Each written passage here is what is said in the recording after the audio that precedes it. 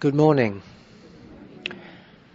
I'm glad that we're prepared. I just noticed I have 2 glasses of water this morning, just in case one gets knocked over, as happened in Fort Lauderdale, or I happen to need the 2. We're prepared. We've spoken a lot about the need for meditation.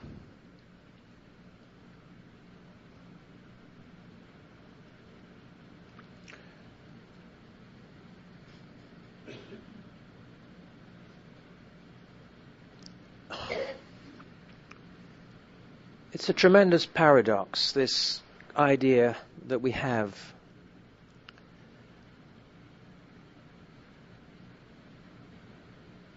About the whole concept that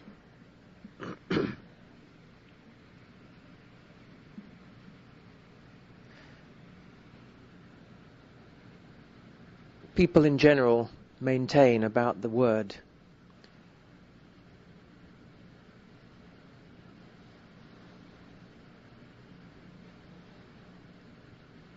But then words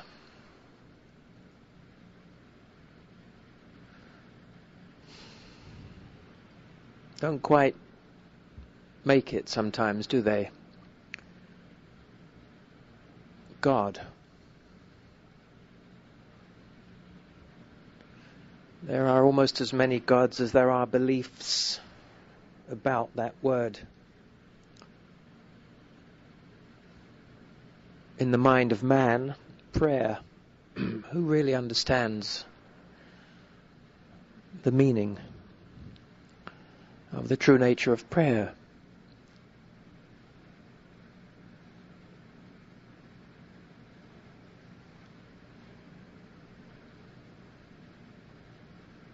Healing.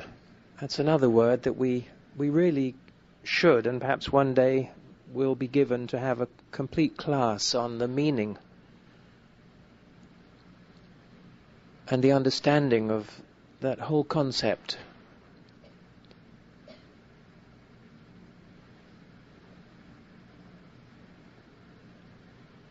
Everything seems to imply doing, doesn't it? But who is the doer?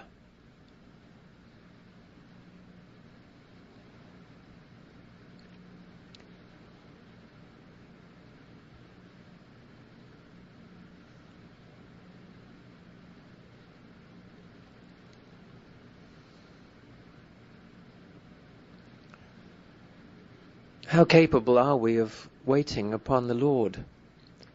For he whose right it is to become.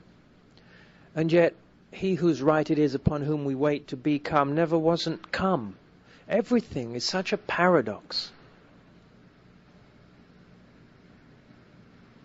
The entirety of duality. Teachers and practitioners and students, as if there's some hierarchy, some holier than thou somewhere outside yourself, other than you, when we are all but students of life. We are all such humble servants of our concept of the divine. We would all do anything, but we can't be do-gooders.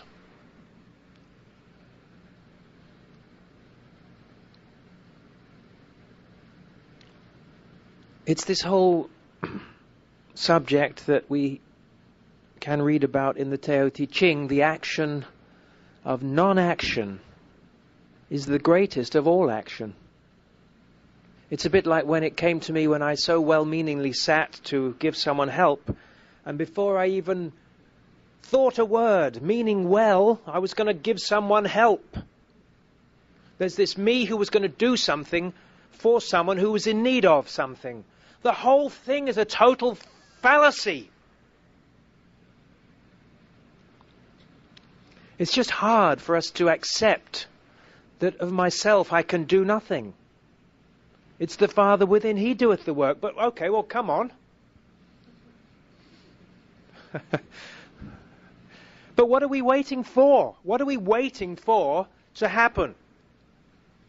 What we're waiting for is our concept of life to be changed by something that doesn't even know we exist or we have one. It's a bit of a cleft stick, I think, is the phrase. It's a kind of a catch-22 situation. I have to do something, but I can't be a doer. And I have to, with all thy getting, get understanding. But don't lean on it. What? What do you mean? With all thy getting? Says it in the Bible. Get understanding. Okay. Crusade all my life. And then you finally are told, lean not unto thine own understanding. Well, that was a waste.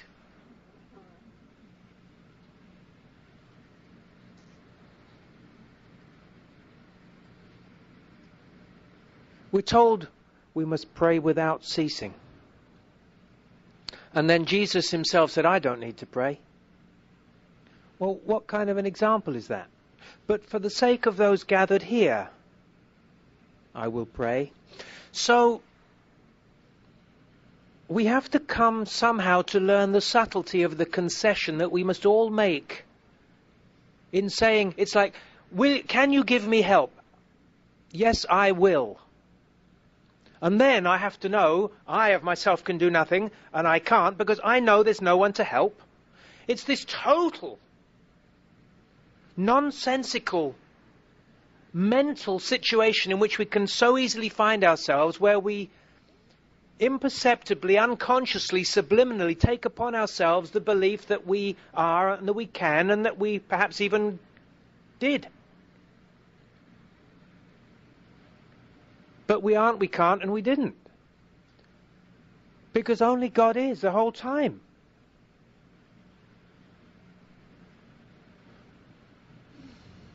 Who is the doer? But, okay, so God. But what does God do all day? What does he do all day? It's all very well sitting there doing nothing. What does he do all day? You see, God just is. And doing is a total fallacy of the illusion of mortality. Doing is a fallacy of the belief of the selfhood apart who thinks he can, when he isn't. Not only can't he can't because he isn't. And what isn't, can't. And, no wonder they used to cart people away who spoke like this. Because the things of God really are utter foolishness to men's minds. And I'm really trying to make clear, with all of this total confusion, I'm trying to make clear in this weave of words what is beyond words. And we've spent forever, certainly in this work, I spend forever talking about the silence. Teaching how to not do something. Talk about the mystery of godliness.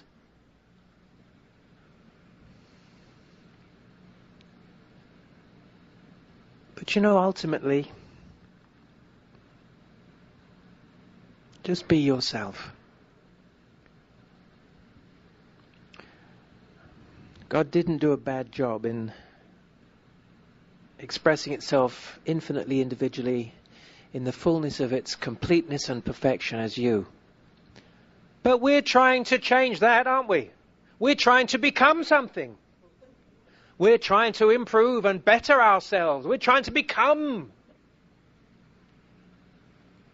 When we never weren't what it is we find ourselves to be, if or when we finally arrive at it.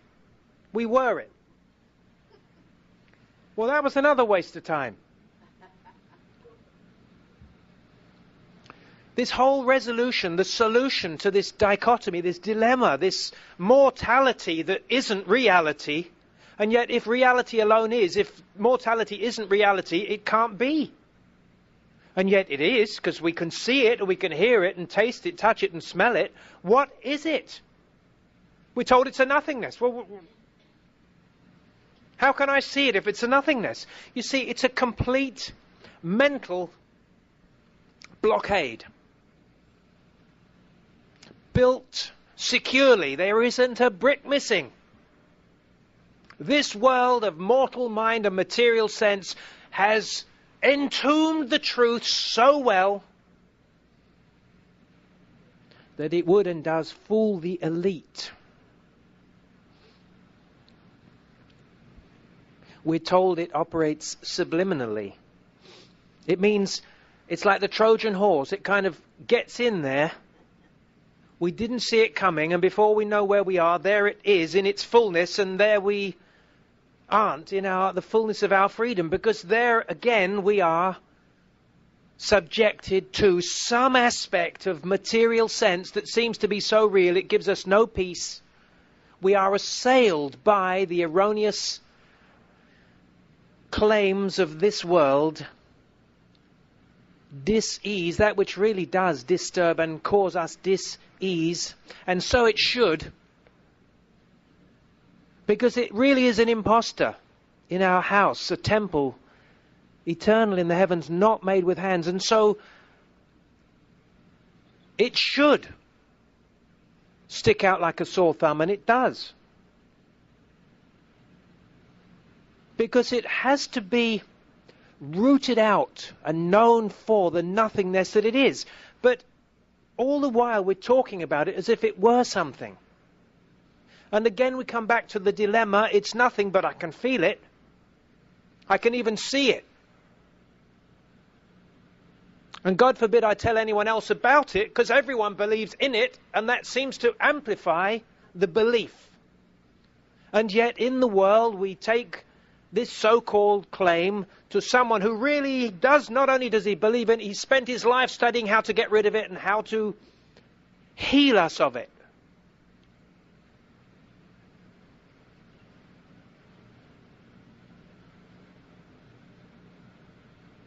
When there has to be another way.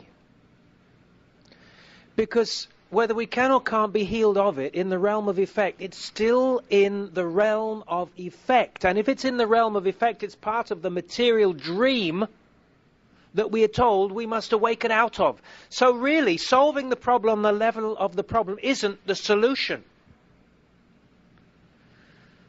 But suffer it to be so now.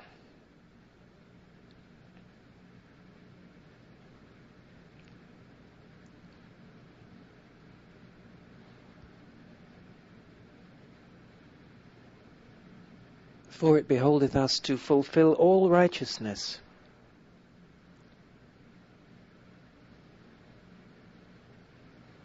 Judge not by the appearance, but judge righteous judgment. There's that word again, righteous. The fervent, effectual prayer of a righteous man availeth much. But that still presents us with this dilemma, because there are many righteous and very good people who pray fervently, but are they availing very much? Are they saved from the stuff that presents and assails mankind? No. So what is the key?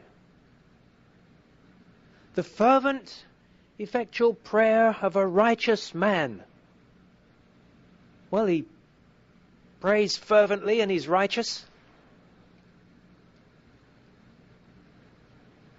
But it still doesn't avail very much. Why?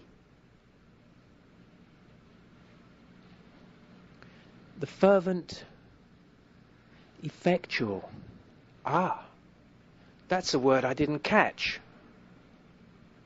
I caught the fervent, and I caught the prayer and the righteous, and I know I'm not bringing forth fruit richly, but I overlooked effectual.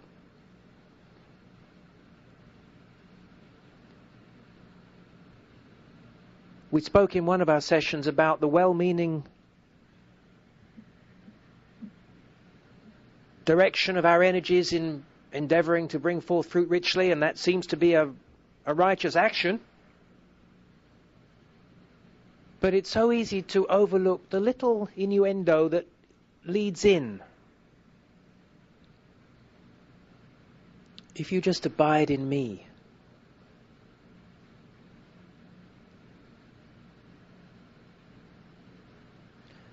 and let me abide in you, you will bring forth fruit richly. Don't take thought for the bringing forth fruit richly, for the return of your investment on all of the good works that you do. But abide in me.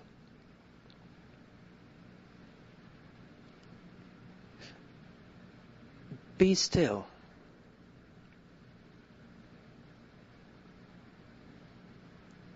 That's a funny kind of an action, be still. But you try and do it. Stand ye still and see the salvation of the Lord. I mean, we spend forever trying to be still. How long can we be still? And then do we really see the salvation of the Lord? What are we looking for? Are we looking for change? In an appearance?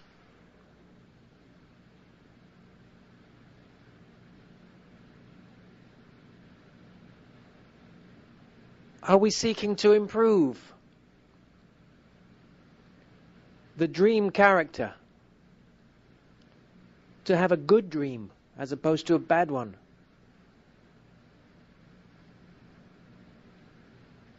Are we seeking to demonstrate metaphysically things?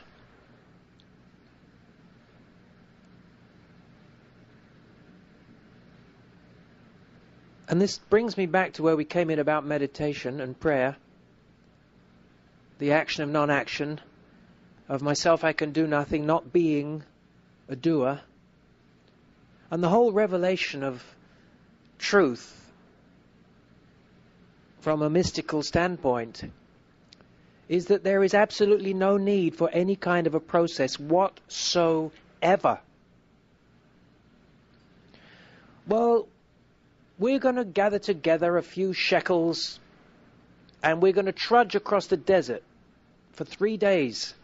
And if we're not robbed on the way, we're going to buy a few grains of wheat.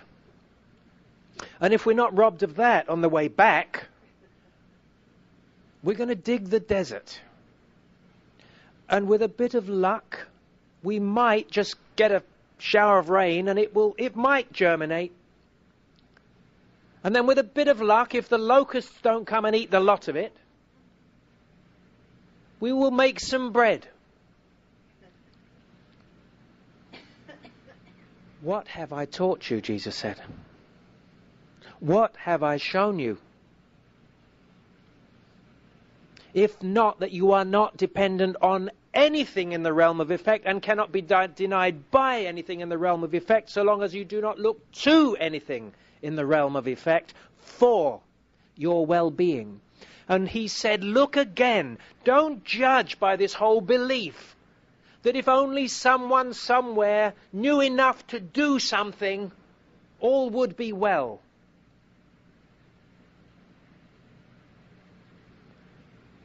It is not dependent on anything in the realm of effect or anyone, but on the absolute truth of being, which is revealed when Jesus said, look again. Don't judge by this appearance. Don't think that there is now and then and during the period there will be some process of creation, production, that provided it works well and isn't denied by something, will eventually be able to feed you. He said there's no process needed. You just look again and see those fields that are forever white with harvest. You see, we all truly are one with and function out from a state of constant, total, ever-present, changeless perfection and completeness.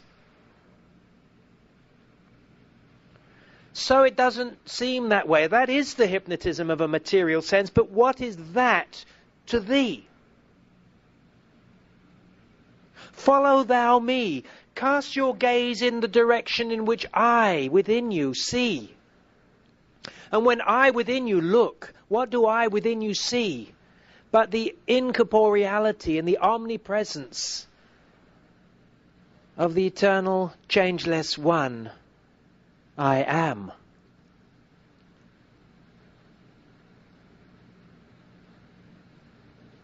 It's just so hard not to rise to the bait and respond to the fears that can be engendered by the apparency of erroneous claims and conditions, when there is a greater truth, a greater work that ye shall do. Jesus even said, the works that I do, greater works than these shall ye do.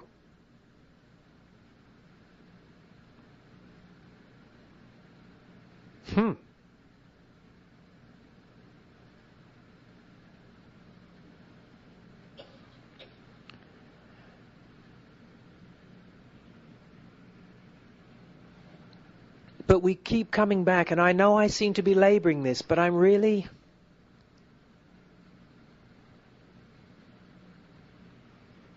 endeavoring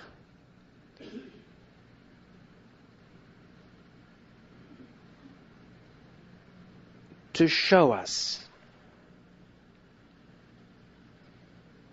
the nature of this world, the nature of all appearances, the nature of the dream of mortality.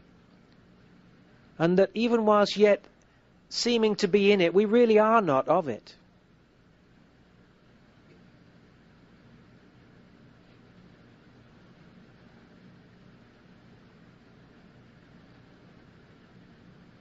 We are not victim of, though we are told, as you believe, so shall it be unto you.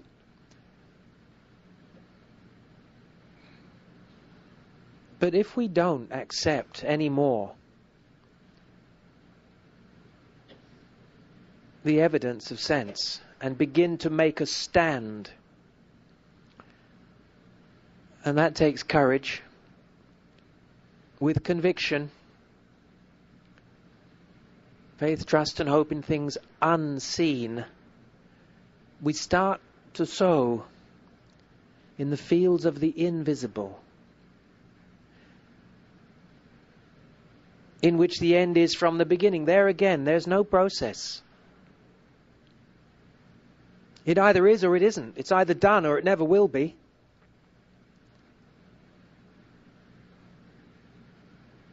And if it is, it never wasn't, and it never won't be, and nothing other than it ever will be. We just have to somehow sort the wheat from the chaff. It's like a mathematical problem. We have to apply our preparation and our training to what is presenting itself to us. Really, it's very simple. As the saying goes, when you know how. It's just not easy to trust enough in the intangible, invisible, incorporeal omnipresence of pure being in the face of the evidence of this world, which always tempts us into believing we have to do something or else.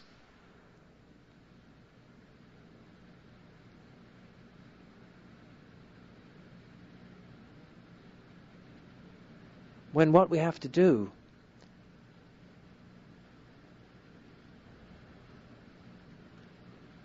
is be still, rest in the Word,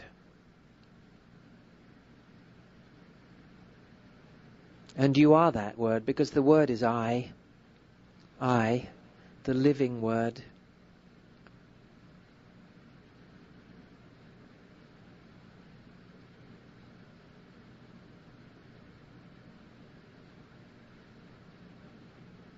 Ultimately, It is that beside which there is none other, nothing else. There really is nothing that can operate in it, on it, or through it that can ever be detrimental to it, because there is nothing other than it, neither good nor evil.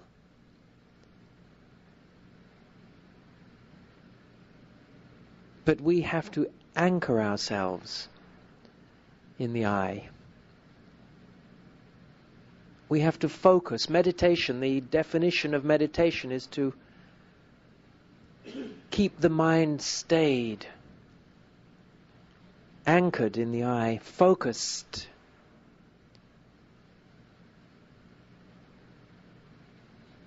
Immovable.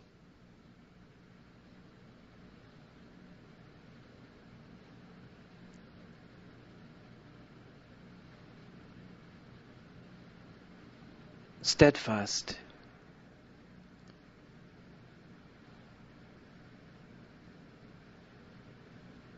Not resisting. Trying so hard, and we all fall down every day and night, not to react.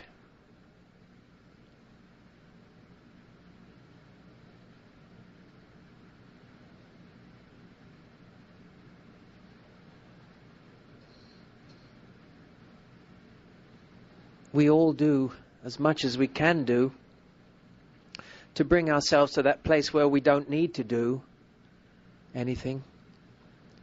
We all know all the truths we can possibly know to bring ourselves to that place where we don't need to keep on knowing, but we just abide and rest in the awareness of that about which we have been knowing this truth.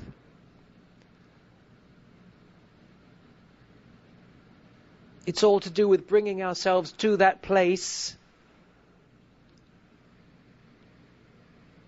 that never wasn't,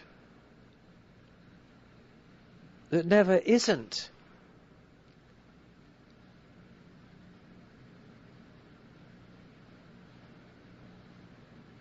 It's all to do somehow with conveying, as St. Paul said, what use is truth without a mouth to speak, but it's all to do with conveying in words what is beyond words.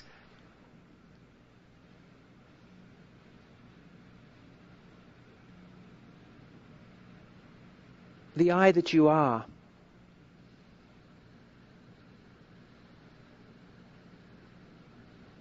Just is.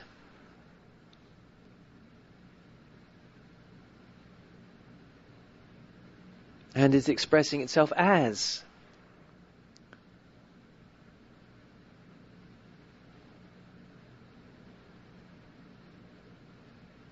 Your true spiritual experience.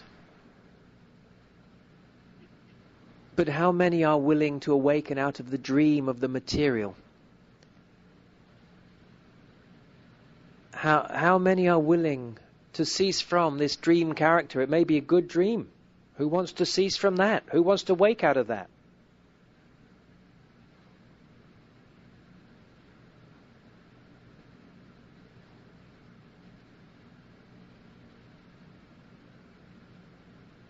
All in all,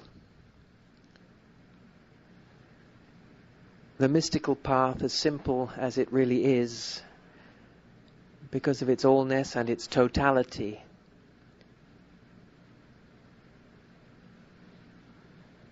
is the very path the world of sense would strive most to deny. Because in the awareness of your true identity, just as with Jesus it said they crucified him, because he likened himself unto God.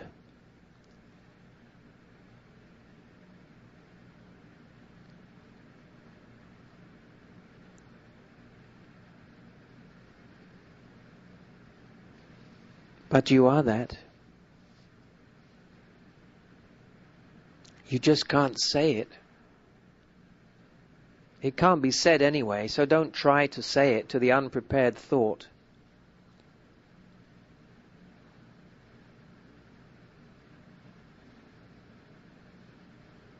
That imposes on you the simplicity or the complexity of its concept of the simplicity that you try to express.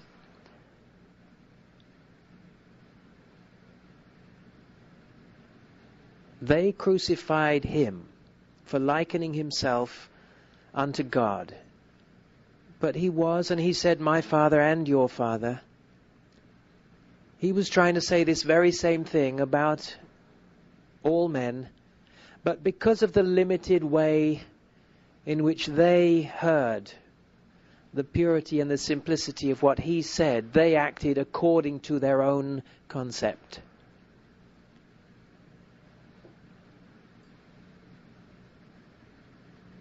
So let us try not to entertain any concept.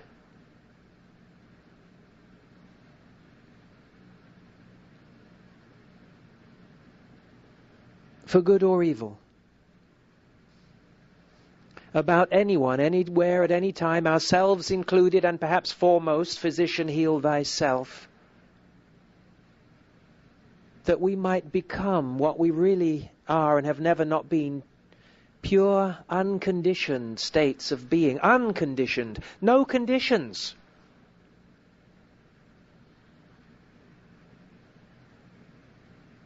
Not good, not bad. Nothing we need to impress on anyone. We just know the completeness and the perfection of the I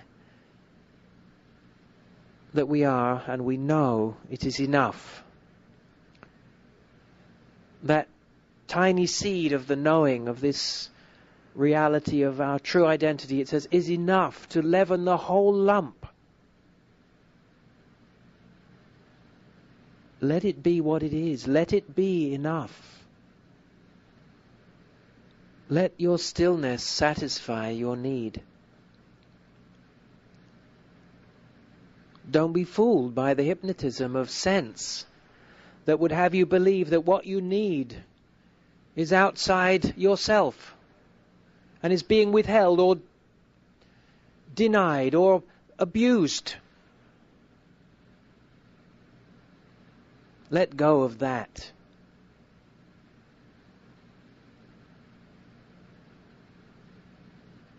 The one you are is too pure to behold iniquity. And so it is in sloughing off the mortal we seem to be, who alone can suffer from the good and the evil of this world,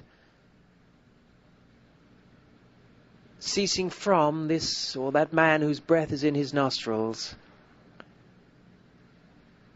that we need to direct our energies and our attention and anchor ourselves immovably in that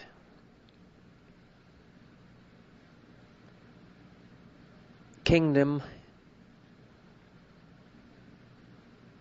that mansion in my Father's house, is the one in which we must decide, determine, choose ye this day, and elect to live in, that we might live and move and have our being in God. It's called protective work. But just as with the wax burned by the bird, by the time it arrives at the sun, there's nothing left of it. By the time we truly understand protective work, we understand the non-power of that which at one time we were hoping to try to protect ourselves from. It's all such a paradox. Which is why it says take no thought. It's mind-boggling. The more we think about it, the more we try to understand. It's like trying to pick ourselves up by our shoelaces. It's not possible.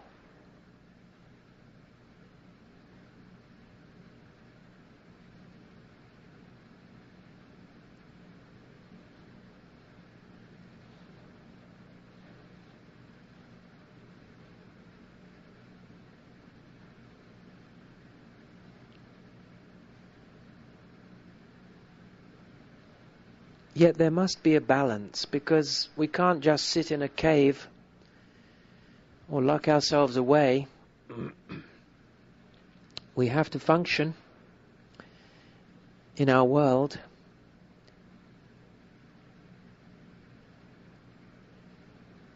We have to carry this standpoint of stillness within ourselves.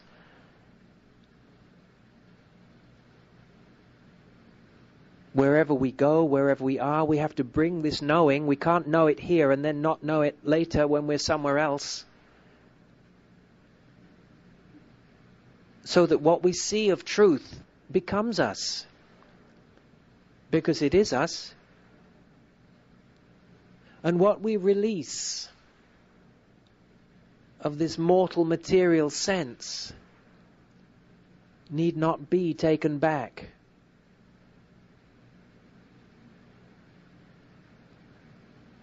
Loose him and let him go.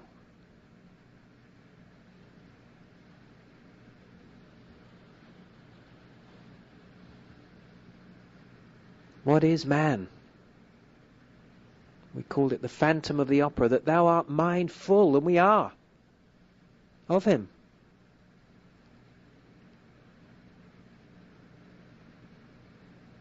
When all the while he is little lower than the angels.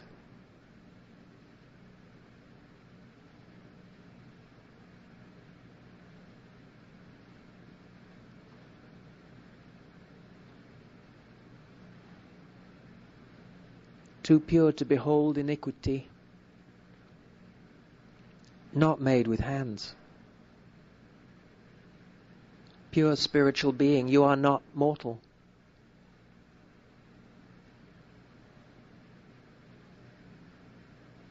You are pure spiritual being, divine consciousness. And what does it do? Does it need to heal itself of something or ask someone else to heal it? You see, all of that is within the dream realm. And we have to rise.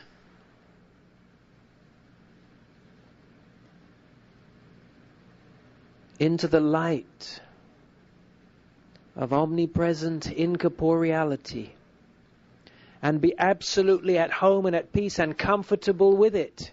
And that's why we go through this whole procedure, this process of preparation for ordination, making straight the paths of the Lord, preparing to meet thyself, thy God, self,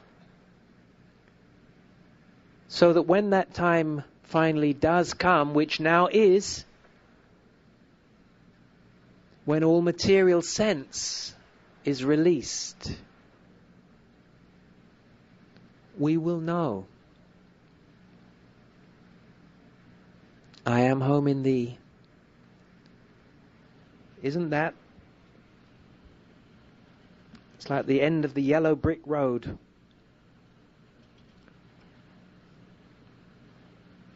Those are the very last words in the infinite way. I am home in thee. The end of the journey. The end of the journeying. The end of the journeyer. All dichotomy, all paradox, all illusion released, dissolved, dispelled. For the nothingness it always was.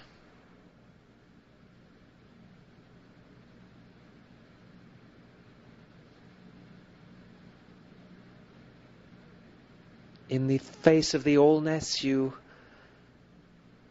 always were. You see, we never were that. Selfhood apart from God, who meant so well or was deluded and did wrong and went the wrong way and committed sin and did evil and all of that. We never were that. That is the universal mental illusion of sense, mental suggestion, mental projection of the carnal mind.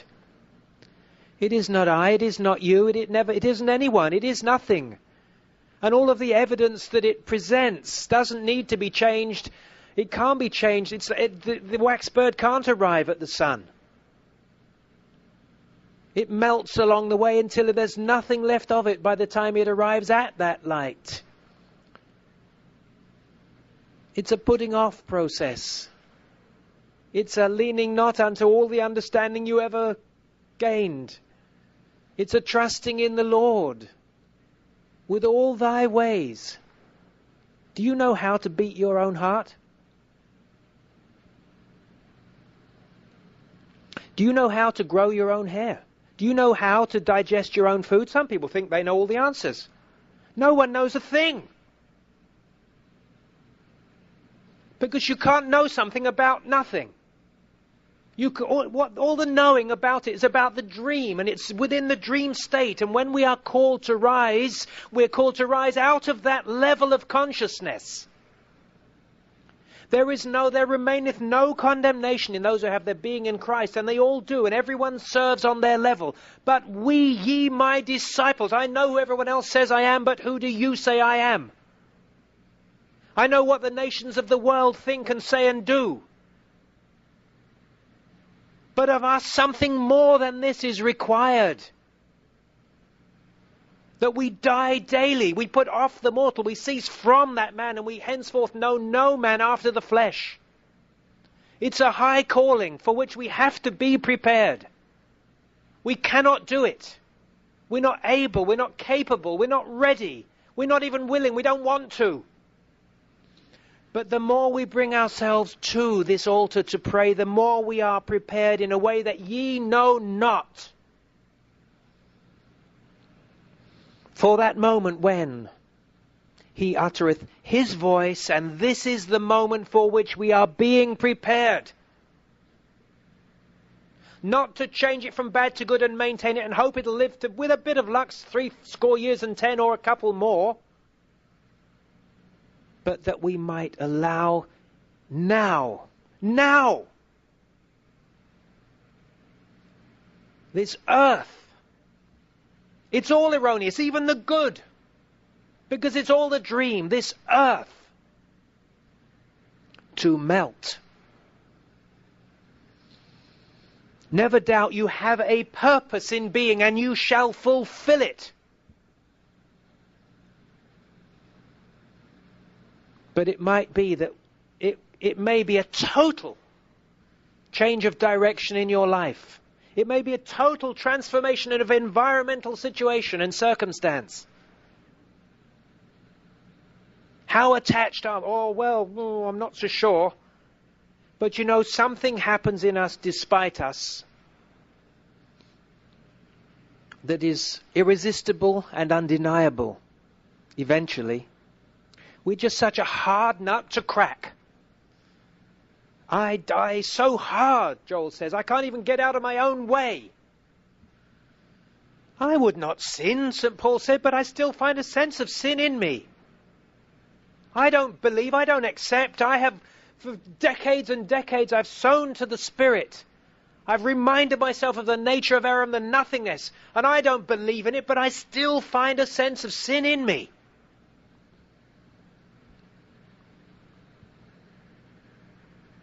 But is it power? It is only the power that we give it.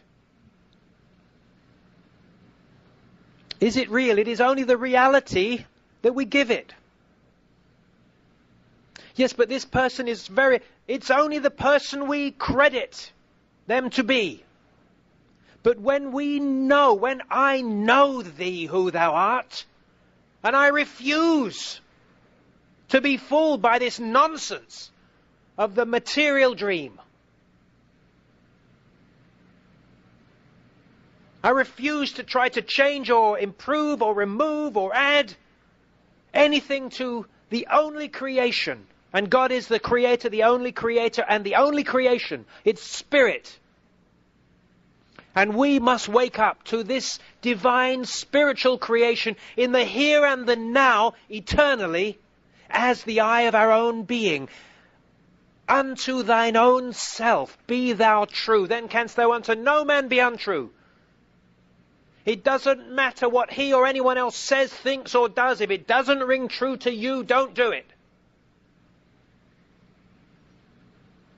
Lest you should deny again the Christ that is the Son of the living God in you.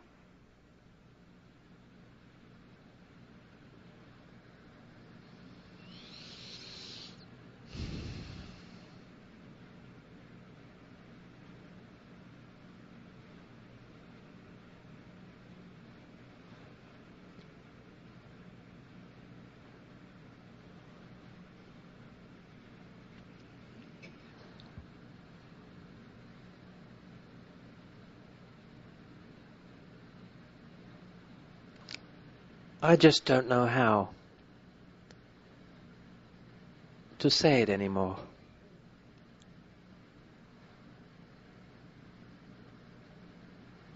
I just don't know how, in a more direct and forthright way, to put it anymore.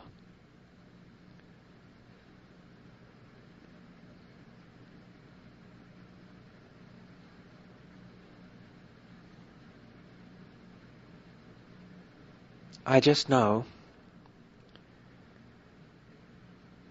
Jesus said, I must go unto my Father.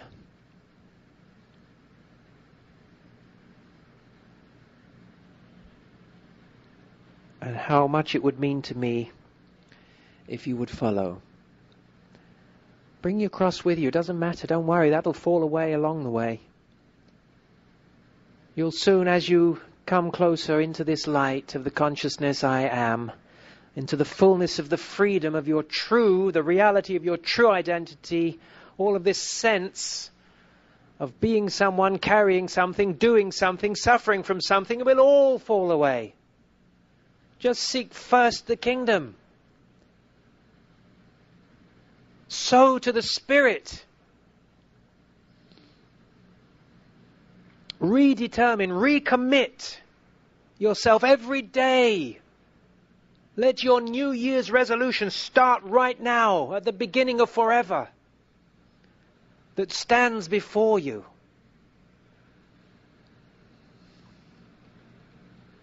In this vision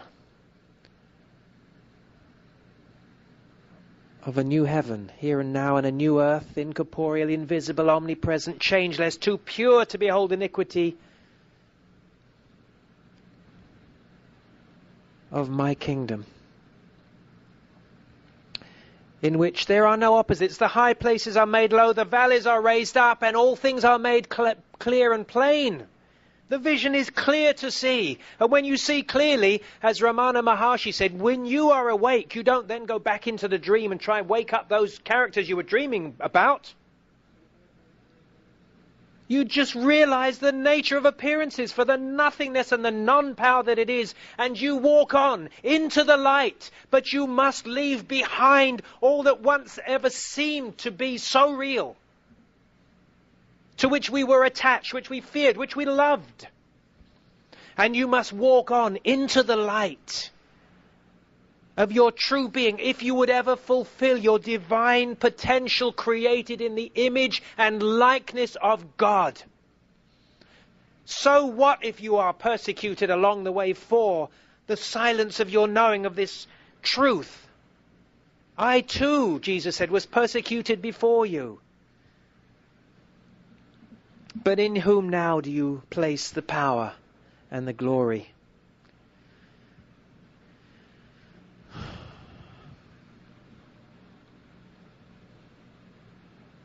It's an every moment choice of choosing this day whom you will serve, God or man. Mammon, hypnotism, belief, material sense, the illusion of mortality, Maya. How many times does it have to be said? How thick-skinned are we all? When our eternity has been hearing throughout thousands and thousands of years of those who themselves have died to live this truth in this light of the reality of our true identity, and we still, it says, how long have I been with you? This I that you are says to you, and you still do not know me. That is why we are here. That is the purpose of our being, man.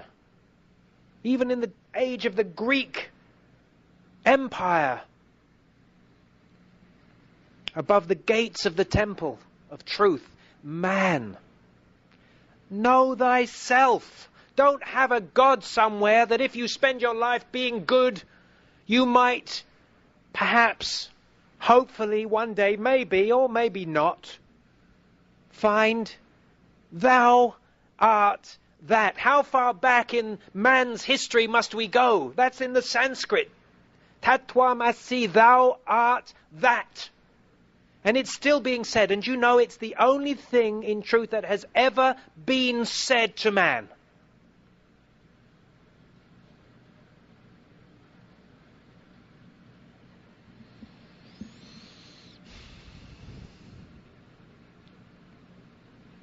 It just happens to have been said silently, in the stillness of the depth of your being.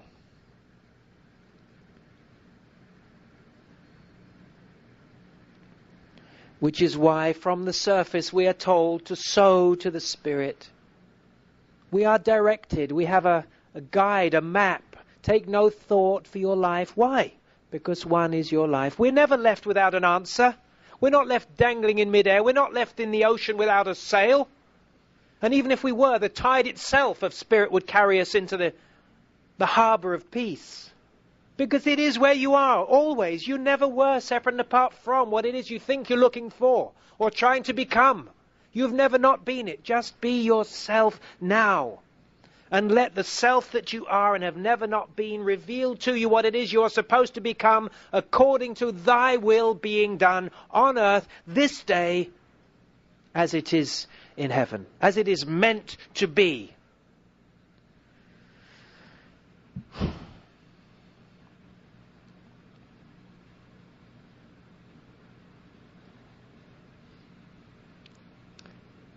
There will always be those who don't like it. There will always be those who find the medicine very sour, very bitter, and spit it out. They don't want it.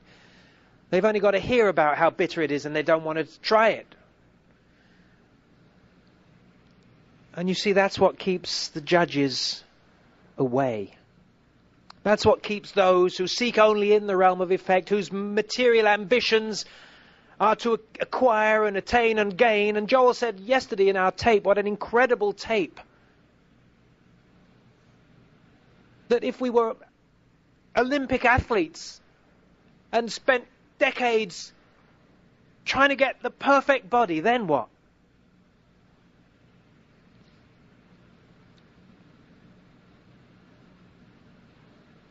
The difficulty always is not to appear as if we are being derisory, derogatory, judgmental. How can we denigrate the medical profession? It's dedicated totally on the level of its own belief in the highest good to serving man and thereby serving God. Everything has its place. But ye, my disciples, Christ says to us all, unto you it is given the keys of the kingdom. Not just to keep in your pocket, but to bring out, to apply, and to open the door to eternal life.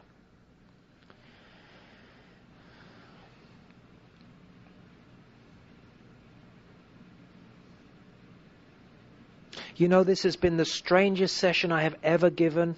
I know I have said absolutely nothing.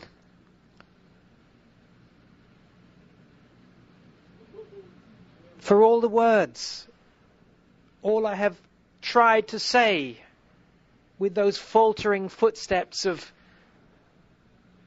the spoken word is you already are that.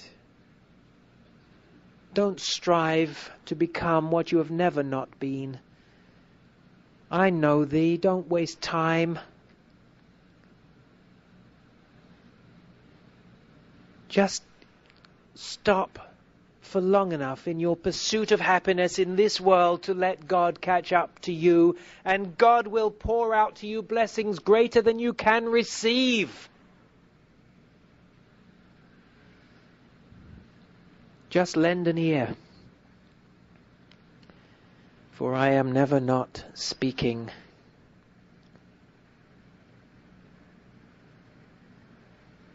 In the inaudible to man silence of soul, that dimension of innermost attunement that meditation brings you to when you focus and anchor your attention in the eye of universal being. Cease ye from man is alone does, being alone is.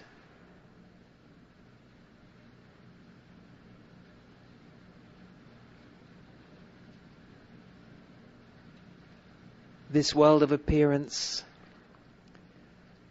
nothingness, a term denoting nothingness. Hypnotism isn't something, it's a nothingness. And unto nothingness we can say in quietness and with confidence, thou couldst have no power over me unless it were given thee of God. And it isn't.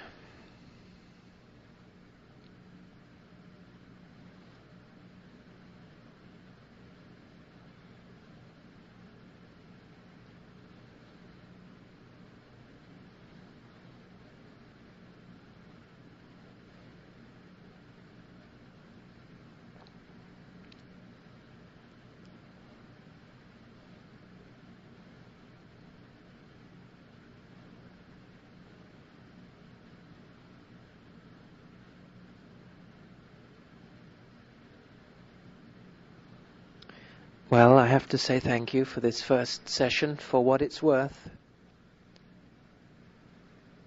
And we shall have a short break for 10 minutes, please, and then be back in our seat for our final session. Thank you.